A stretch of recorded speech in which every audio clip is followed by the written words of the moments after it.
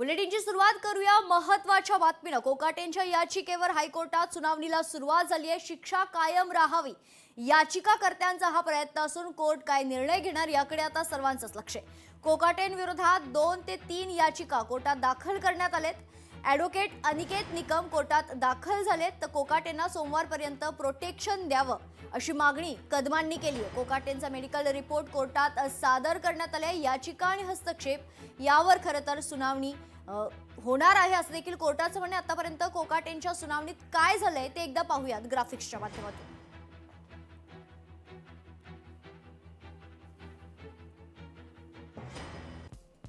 तर कोकाटेंच्या आर्थिक परिस्थितीचे जुने आणि नवे संदर्भ देण्यात आले।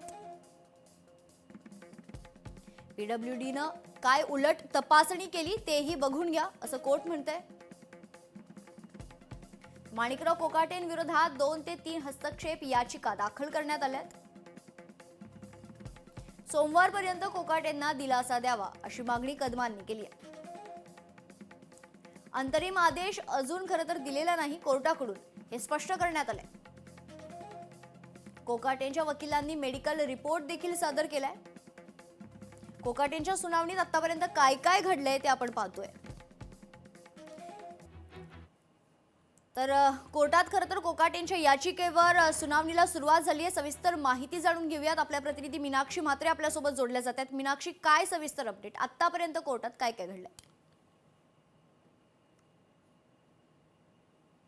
एकंदरीतच आपण पाहतोय की माणिकराव कोकाटे यांच्या सुनावणीला 3 वाजता सुरुवात झालेली आहे आणि असं असताना आपण पाहतोय की जे सरकारी वकील आहेत देशमुख म्हणून, त्यांनी सुरुवातीला माणिकराव कोकाटे यांचा जो अटक वॉरंट आहे तो कोर्टापुढे सादर केला आणि तो सादर करत असताना मात्र माणिकराव कोकाटे हे आजही उपस्थित नाहीये। खरं तर त्यांना ह्या सगळ्यासाठी उपस्थित राहणं गरजेचं आहे।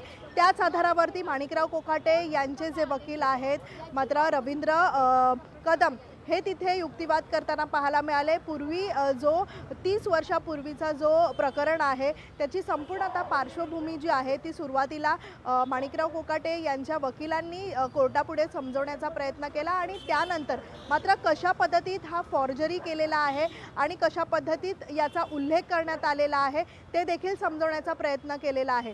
मात्र एखादं घर जर आपण घेतला आणि त्याची संपूर्णतः प्रोसिजर होईल ते आपल्या ताब्यात मिळेपर्यंत अगदी वेळ जातो आणि अनेक वर्ष उलटूनही जी आपली आर्थिक स्थिती आहे ती आर्थिक स्थिती देखील बदलत राहते। त्यामुळे ह्या सगळ्याचा देखील उल्लेख त्यांनी ह्या युक्तिवादामध्ये केलेला आहे। तसं असताना आता सध्या आपण पाहतोय की कोर्टाने देखील सवाल उपस्थित केलेला आहे की आधीच त्यांना दिलासा देण्यात आलेला नाही आहे, त्यामुळे आता अद्यापही ती सुनावणी जी आहे ती सुरू आहे। मात्र दुसरीकडे आपण पाहतोय की लीलावती रुग्णालयाच्या डॉक्टरांनी जे वैद्यकीय अहवाल तयार केलेला आहे ते आता सादर केलं जात आहे। मात्र त्याच्या आधारावरती सध्या युक्तिवाद सुरू आहे आणि हे सुरू असताना दुसरीकडे आता लीलावती रुग्णालयामधना जे जलील पारिक म्हणून जे डॉक्टर आहेत ते पत्रकार परिषद घेण्याच्या मार्गावरती आहेत। दुसरीकडे ही पत्रकार परिषद जी आहे ती 2 वाजता होणार होती, पण त्याची वेळ जी आहे ती आता 4ची ठरवण्यात आलेली आहे। 4 वाजून गेलेले आहेत, अजूनही पत्रकार परिषद सुरू झालेली नाही आहे असंही म्हणता येईल। एकीकडे सुनावणीचा जो सुनावणी सुरू आहे, ज्या सुनावणीकडे लक्ष लागून राहिलेलं आहे, एकूणच सुनावणीमध्ये काय होतंय त्याच आधारावरती पत्रकार परिषद घ्यायची का मग ह्या सगळ्याच मुद्द्यांवरती मात्र डॉक्टर आता काय भूमिका मांडतात हे देखील पाहणं महत्त्वाचं राहणार आहे। प्रामुख्याने आपण पाहतोय की कोर्टाचा निकाल आजवर काय येणार यावरती संपूर्णतः कारवाई जी आहे ती निश्चित होणार आहे। मात्र दुसरी महत्त्वाची गोष्ट म्हणजे माणिकराव कोकाटे यांची आज सकाळीच एन्जिओग्राफी पार पडलेली आहे आणि असं असताना त्यांचे रिपोर्ट्स काय सांगत आहेत हे देखील महत्त्वाचं ठरणार आहे, कारण कोर्टापुढे मेडिकल ग्राउंड्स जे आहेत ते मांडत असतात। मात्र रवींद्र कदम हे एक मुद्दे जेव्हा मांडत आहेत पूर्वीच्या केसचा संपूर्ण काही क्षणासाठी आपल्याला थांबवते। एक महत्त्वाची बातमी समोर येते। कोकाटेंचा मेडिकल रिपोर्ट आता सादर करण्यात आलेला आहे कोर्टात आणि आता माणिकराव कोकाटे प्रकरणावर हायकोर्टात सुनावणी सुरू आहे। कोकाटेंच्या वकिलांच्या वतीनं युक्तिवाद संपलेला आहे। कोकाटेंचे वकील कदम यांनी आपली बाजू मांडलेली आहे। याचिका आणि हस्तक्षेप याचिका यावर सुनावणी घेणार हे कोर्टाचं म्हणणं आहे। पुन्हा एकदा मी मीनाक्षीकडे जाते। मीनाक्षी, खरं तर सरकारी वकील देशमुख आणि कोकाटेंचे वकील कदम या दोघांनी आपल्या बाजू जे आहेत त्या मांडलेल्या आहेत। याचिकाकर्त्यांचा प्रयत्न आहे की शिक्षा कायम राहावी, कोकाटेंना अटक होणार की या अटकेला खरं तर स्थगिती मिळणार हे पाहणं महत्त्वाचं असेल मीनाक्षी।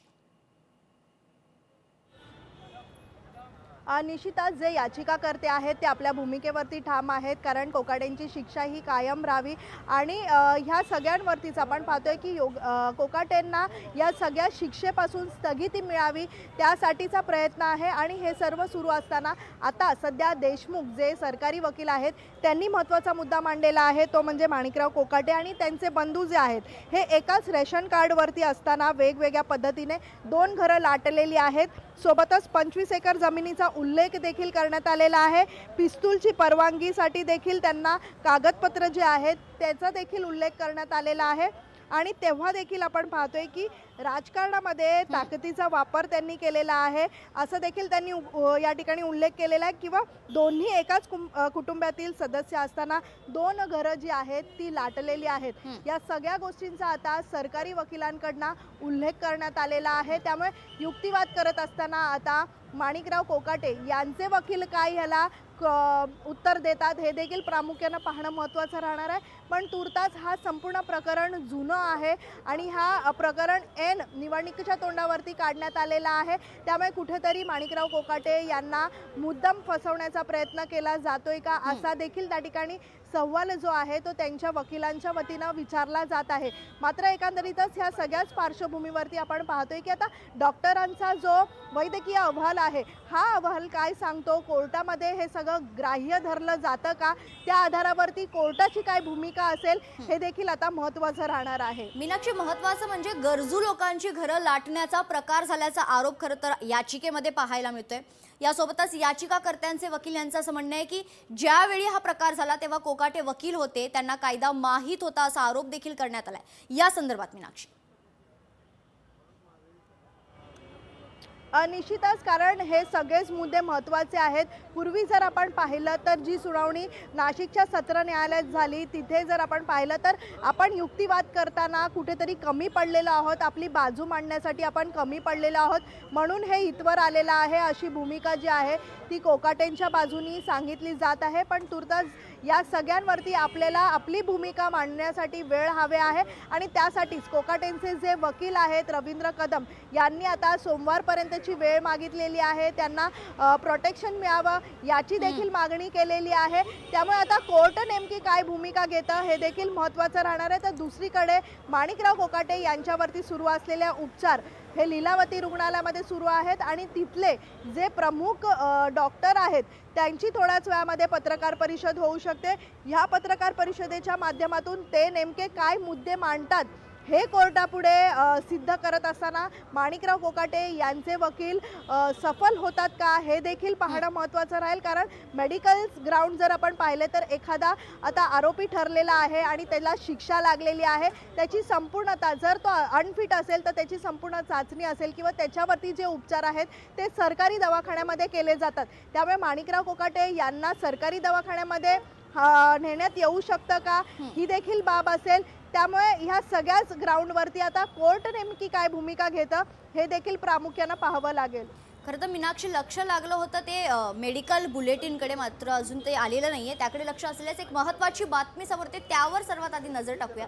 ते म्हणजे गरजू लोकांची घरं लाटण्याचा प्रकार झाल्याचा खरं तर आरोप यावेळी करण्यात आलाय. कोकाटेंच्या याचिकेवर हायकोर्टात सुनावणीला सुरुवात झाली. शिक्षा कायम राहावी याचिकाकर्त्यांचा प्रयत्न आहे घरं मिळवण्यासाठी. खरं तर राजकीय ताकदीचा वापर केल्याचा देखील आरोप होते. हस्तक्षेप याचिकाकर्त्यांचे वकील यांनी हा युक्तिवाद केलेला आहे, अशा प्रकारे बाजू मांडलेली आहे. गरजू लोकांची घरं लाटण्याचा प्रकार झाल्याचा युक्तिवाद आता वकिलांच्या वतीनं पाहायला मिळते. यासोबतच याचिका आता 2 ते 3 याचिका खरं तर कोर्टात दाखल झालेल्या आहेत आणि या सर्व याचिकांवर कोर्टात सुनावणी सुरू आहे. पुन्हा एकदा मीनाक्षीकडे जाते. मीनाक्षी, जसं आपण बोलत होतो की मेडिकल बुलेटिनकडे सर्वांचं लक्ष लागलं होतं. 4 वाजता पत्रकार परिषद होणार होती, अजून ती पत्रकार परिषद झालेली नाहीये. नेमकं या रिपोर्टमध्ये काय असणार आहे हे पाहणं देखील तितकंच महत्त्वाचं असेल. मेडिकल ग्राउंड्सवर काय निर्णय घेता येईल का याकडे देखील लक्ष असेल मीनाक्षी.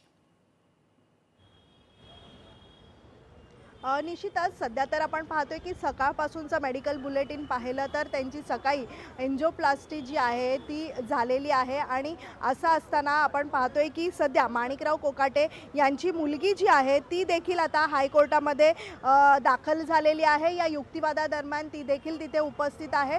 मात्र कालपासूनच आपण पाहतोय की वकिलांच्या पुढे नेमके कोणकोणते मुद्दे आपण पुढ्यात ठेवायचे याची सगळी तयारी जी आहे ती करत असताना मात्र आज सुनावणी दरम्यान नेमके मेडिकल ग्राउंड्स काय काय ठेवले जातात हे महत्त्वाचं राहणार आहे। डॉक्टर नेमकं पत्रकार परिषदेच्या माध्यमातून काय सांगतात, त्यांनी काय काय आत्तापर्यंतचे उपचार माणिकराव कोकाटे यांना दिलेले आहेत आणि पुढे काय नेमकी उपचाराची गरज जी आहे ती माणिकराव कोकाटेंना लागणार आहे याचा सगळाच उल्लेख जो आहे तो डॉक्टर करणार आहे। त्यामुळे जलील पारेख म्हणून डॉक्टर आहेत ते पत्रकार परिषद घेणार असल्याची माहिती आहे। ही पत्रकार परिषद 2 वाजता होणार होती पण मात्र 2ची पत्रकार 4वर गेली आणि आता 4ही वाजून उलटून गेलेले आहेत। अद्यापही पत्रकार परिषदेसाठी डॉक्टर बाहेर आलेले नाही आहेत। मात्र संपूर्ण प्रसार माध्यम जे आहेत ते ह्या सगळ्यासाठी थांबलेले आहेत। डॉक्टरांची काय नेमकी आता भूमिका समोर येते आणि तिथेच दुसरीकडे उच्च न्यायालयामध्ये नेमके माणिकराव कोकाटे यांचे वकील आता काय महत्त्वाचे मेडिकल ग्राउंड्स मांडतायत त्यावरती कोर्ट काय नेमकं आता निकाल देतोय हे देखील पाहणं तितकंच महत्त्वाचं राहणार आहे। मीनाक्षी, जर काल नाशिक पोलिसांची भूमिकाकडे आपण जर पुन्हा एकदा पाहिलं तर त्यांचं स्पष्ट मत होतं जोपर्यंत डिस्चार्ज मिळणार नाही तोपर्यंत अटक होणार नाही। एन्जिओप्लास्टीची खरं तर आज चाचणी होणार होती, त्याचा रिपोर्ट देखील येणं अजून बाकी आहे। त्या रिपोर्टमध्ये काय असणार आहे, त्याच्यानंतर डिस्चार्ज दिला जाईल का कोकाटेंना हे देखील पाहणं तितकंच महत्त्वाचं असेल। निश्चितच संपूर्णतः हा संपूर्ण मेडिकल रिपोर्ट याच आधारावरती आता माणिकराव कोकाटे यांच्या पुढच्या ट्रीटमेंटची किंवा त्यांच्या पुढच्या कारवाईची जी भूमिका आहे ती पाहायला मिळू शकते। कारण एन्जिओप्लास्टिकची जे रिपोर्ट्स आहेत ते अद्यापही समोर आलेले नाही आहेत। त्यामुळे डॉक्टर नेमकी प्रतिक्रिया देताना याचा काय नेमका उल्लेख करतात हे महत्त्वाचं राहणार आहे। दुसरं महत्त्वाचं म्हणजे हायकोर्टामध्ये सुनावणीच्या दरम्यान जे याचिकाकर्ते आहेत ज्यांनी हस्तप मनोज मोहिते म्हणून आहेत त्यांनी आता माणिकराव कोकाटे आणि त्यांच्या भावाने एकच रेशन कार्डवरती असलेल्या वेगवेगळ्या पद्धतीने घरं लाटल्याचा उल्लेख केलेला आहे। त्यामुळे ह्या सगळ्या ग्राउंडवरती आता रवींद्र कदम हे कशा पद्धतीत तिथे युक्तिवाद करतात ही सगळी बाब कोर्टाला कशा पद्धतीत लक्षात आणून देऊ शकतात। कारण सत्र न्यायालयामध्ये झालेली जी सुनावणी आहे त्या सुनावणीचे काही मुद्दे इथे मांडले जाऊ शकतात का हे देखील महत्त्वाचं राहील। पण मात्र तुर्तास मेडिकल रिपोर्ट जो सादर करण्यात आलेला आहे यावरती कोर्टाची अजून भूमिका आलेली नाही आहे। त्यामुळे नेमके कोणते मेडिकल रिपोर्ट सादर केलेले आहेत, नाशिकचे पोलीस जेव्हा मुंबईत आल्यानंतर माणिकराव कोकाटेंची उशिरा भेट घेऊन त्यांचा जबाब नोंदवण्यात आलेला आहे। त्यांच्यावरती उपचार करत असलेले जे 2 डॉक्टर आहेत त्यांचे देखील जबाब नोंदवण्यात आलेले आहेत। त्यामुळे डॉक्टरांचा तो अहवाल आणि माणिकराव कोकाटेंचा जबाब या दोन्ही विषयी आता कोर्टामध्ये काही भूमिका घेतली जाते का हे देखील तितकंच महत्त्वाचं राहणार आहे। मीनाक्षी, खरंच कोर्टाची भूमिका अत्यंत महत्त्वाची आहे कारण कोर्टाच्या निकालानंतर न्यायालयाच्या निकालानंतर कोकाटे यांचं खरं तर राजकीय भवितव्य ठरणार आहे। कारण गरजू लोकांची घरं लाटण्याचा प्रकार हा जो युक्तिवाद आहे याचिकाकर्त्यांच्या वकिलांनी मांडलेला आहे। मीनाक्षी,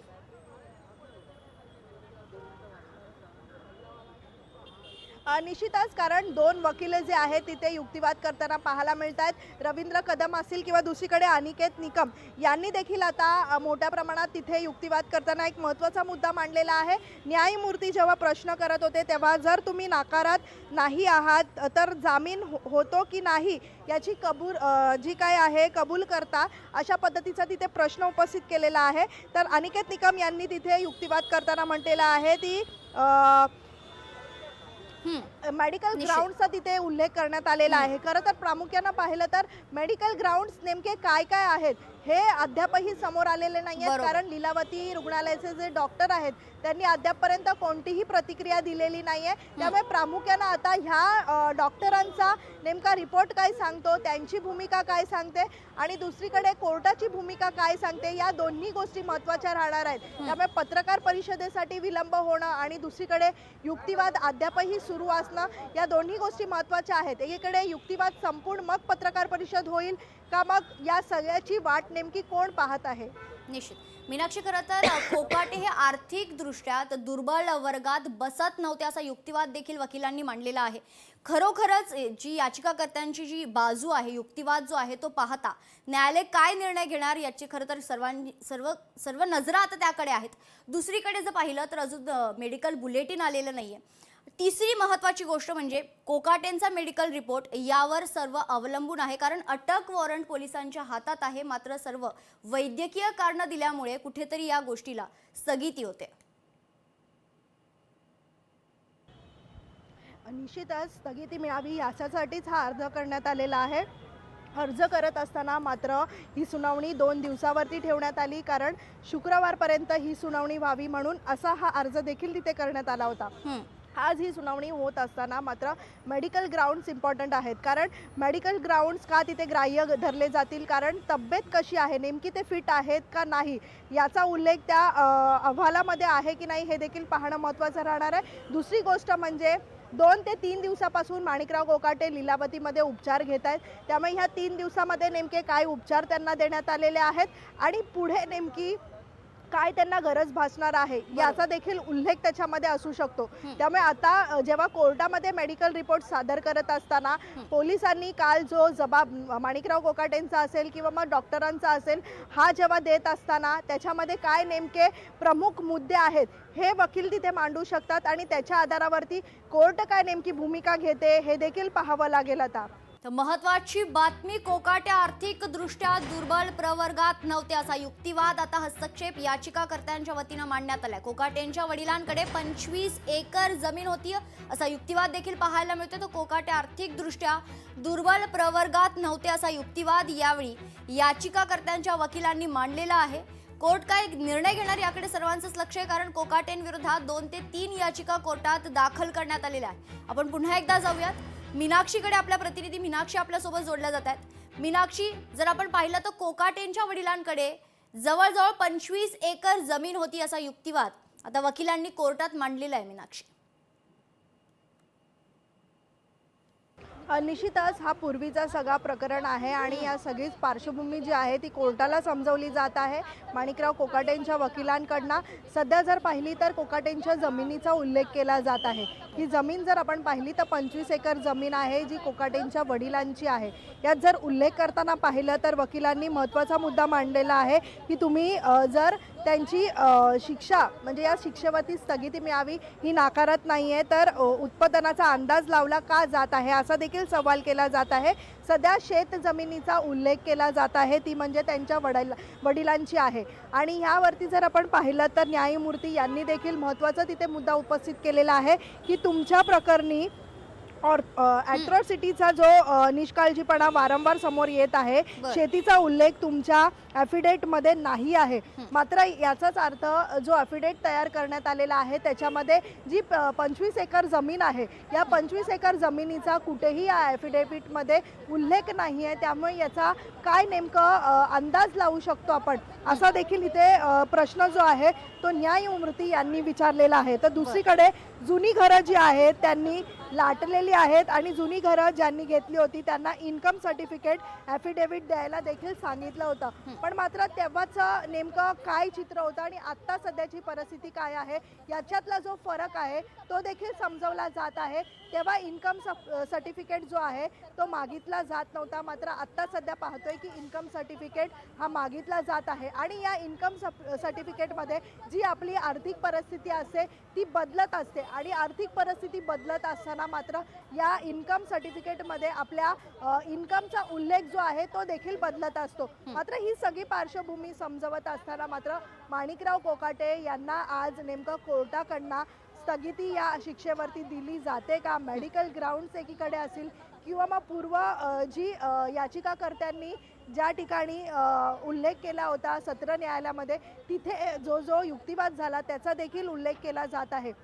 त्यामुळे ही सगळीच पार्श्वभूमी पाहता नेमकं आता उच्च न्यायालयाकडनं नेमकी काय भूमिका घेतली जाते हे पाहणं महत्त्वाचं राहील. पण तुर्तास जर पाहिलं तर लीलावती रुग्णालयातल्या डॉक्टरांची भूमिका देखील महत्त्वाची आहे, कारण डॉक्टरांनी जे उपचार माणिकराव कोकाटेंवरती केलेले आहेत त्या उपचारांच्या आधारावरती कोर्ट हे सगळेच रिपोर्ट्स ग्राह्य धरतं का आणि यातून त्यांना काही दिलासा मिळतो का हे देखील पाहणं तितकंच गरजेचं आहे. मीनाक्षी, महत्त्वाचं म्हणजे कोकाटेंच्या वकिलांचा युक्तिवाद जर आपण पाहिलं तर त्यांचं म्हणणं आहे की पात्र असल्यामुळेच घरं मिळाली होती, नंतर मिळकत वाढल्यामुळे घरं खरं तर परत द्यावी असा काही नियम नाहीये. दुसरीकडे कुठेही खरं तर फेरफार करण्यात आलेली नाही असं देखील त्यांनी युक्तिवाद कोर्टात मांडलेला आहे. कोकाटेंच्या वकिलांच्या युक्तिवादावर आता कोर्ट कशा प्रकारे पाहतं ते देखील पाहणं महत्त्वाचं असेल. निश्चितच कृपा, इथे जर पाहिलं तर जुन्या केस संदर्भात देखील उल्लेख करण्यात आलेला आहे. राहुल गांधींच्या देखील एका केस संदर्भातला उल्लेख इथे करण्यात आलेला आहे वकिलांच्या बाजूनी. मात्र इथे जर आपण पाहिलं तर माणिकराव कोकाटेंच्या इन्कम सर्टिफिकेट बाबत उल्लेख केला गेलेला आहे. सोबतच जे ॲफिडेव्हिट आहे, ॲफिडेव्हिटमध्ये ज्या स्वाक्षरी आहेत ह्या स्वतः त्यांच्याच आहेत असं देखील प्रामुख्याने त्यांच्या वतीनं सांगितलं जात आहे. त्यामुळे इथे फॉर्जरी कोणत्याही प्रकारची नाही असं देखील त्यांनी सांगितलेलं आहे आणि फॉर्जरी का नाही याचा देखील स्पष्टीकरण त्यांनी दिलेलं आहे. त्यामुळे हे सगळं असताना मात्र कोर्ट आता नेमकी काय भूमिका घेतं आणि ह्या सगळ्यावरती जे सरकारी वकील देशमुख आहेत ते देखील जे वॉरंट आहे वॉरंटच्या हिशोबाने त्यांनी अनेक मुद्दे मांडलेले आहेत. त्यावरती कोर्ट आणि न्यायमूर्ती असतील किंवा मग माणिकराव कोकाटे यांचे वकील जे आहेत ते कशा पद्धतीत या सगळ्यांना आता उत्तर देतात हे देखील पाहावं लागेल. मीनाक्षी, मी पुन्हा आपल्याकडे येईल. एक महत्त्वाची अपडेट समोर त्यावर आधी नजर टाकूयात. महत्त्वाची अपडेट, आता आम्ही निकाल देणार कोर्टाकडून स्पष्ट करण्यात आले. माणिकराव कोकाटे प्रकरणात कोर्टानं आता स्पष्ट केले, आजच आम्ही निकाल देणार असं देखील कोर्टानं स्पष्ट सांगितलेलं आहे. कोकाटेंना अटक की दिलासा थोड्याच वेळात आता स्पष्ट होणार आहे. महत्त्वाची अपडेट, माणिकराव कोकाटे प्रकरणात खरं तर सद्दिका घोटाळा प्रकरणात आता कोर्टात महत्त्वाची सुनावणी सुरू आहे आणि त्यात आजच खरं तर आम्ही निकाल देणार असं कोर्टानं स्पष्ट केलंय. कोकाटेंना अटक होणार की दिलासा मिळणार आता थोड्याच वेळात स्पष्ट होणार आहे. मी पुन्हा एकदा मीनाक्षीकडे जाते. मीनाक्षी, कोर्टानं स्पष्ट केलंय आजच काय आहे तो निकाल लागला जाईल. थोड्या वेळातच कळेल की कोकाटे यांना दिलासा मिळणार आहे की अटक होणार आहे. मीनाक्षी, निश्चितच आजच निकाल देणार याचा अर्थच आपण पाहतोय की रवींद्र कदम जे माणिकराव कोकाटे यांच्या बाजूनं त्यांची बाजू मांडत आहेत, त्यांनी जी सुरुवातीला मागणी केली होती की सोमवारपर्यंत आम्हाला प्रोटेक्शन द्यावं, तर कोर्टाने यावरती विचार केलेला नाही आहे. त्यामुळे आजच जे आहे ते निकाल देण्याचा प्रयत्न कोर्टाचा आहे.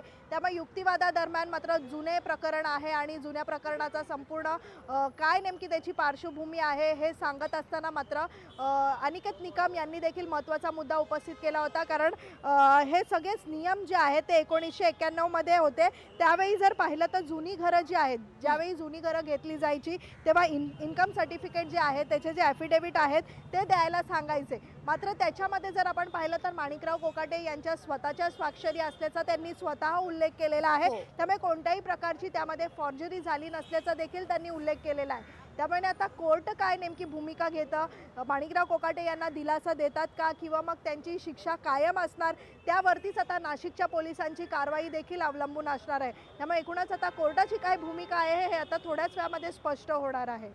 सर्वात महत्त्वाचं म्हणजे राज्य सरकारच्या वकिलांना वेळ देण्यास आता कोर्टानं नकार दिलेला आहे. दुसरीकडे मेडिकल बुलेटिन याकडे देखील आपलं लक्ष असेल. कोर्टानं जे राज्य सरकारच्या वकिलांना वेळ देण्यास नकार दिला हे देखील तितकंच महत्त्वाचं आहे. मीनाक्षी,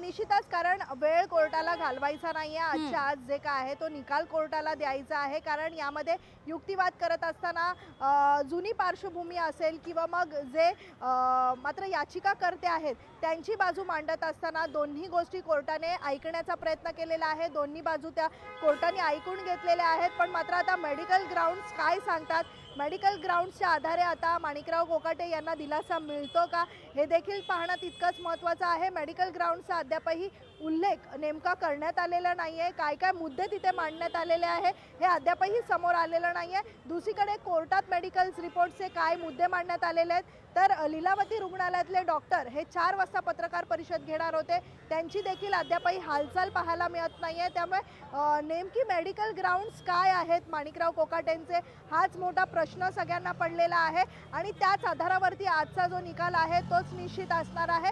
त्यावरतीच आपण पाहतोय की नाशिक पोलीस जे आहेत ते कारवाई करताना आपल्याला पाहायला आता मिळते. पोलीस तर त्या ठिकाणी दाखल झालेले आहेतच. यापुढे कोर्ट काय निर्णय घेते याकडे लक्ष असेलच. लोकशाही मराठी ऐका, पहा, जागरूक रहा.